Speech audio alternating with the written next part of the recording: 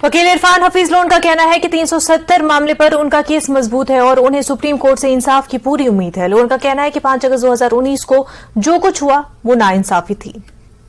370 और 35A को लेकर जो समाज चल रही है उसका आज काफी अहम दिन है, क्योंकि आज से काउंटर दलीलें शुरू हो रही हैं। We are hopeful people of Jammu and Kashmir will get justice. उनको इंसाफ मिलेगा जम्मू कश्मीर के आवाम को।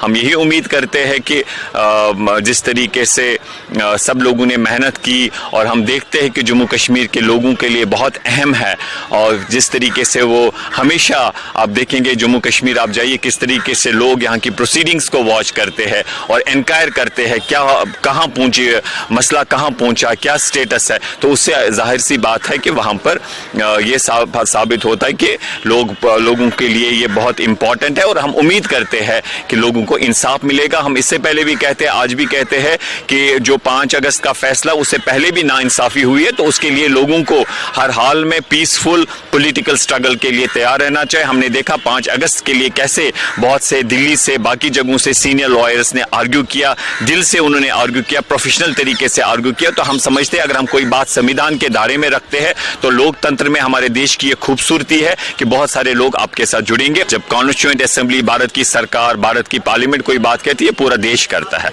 तो हम ये मानते हैं that was a solemn commitment by the government of India, by the nation itself. ठीक है, तो फिर उसी इल्हाक को 370 की शक्ल में आपने कानूनी शक्ल दे दी। अब आप ये कहेंगे कि माइट इज राइट, जो मर्जी चाहिए, नंबर्स आपके पास, सत्ता है, ताकत है, तो वो अलग बात है। खुर्रम शहजाद, न्यूज़ 18, दिल्ली।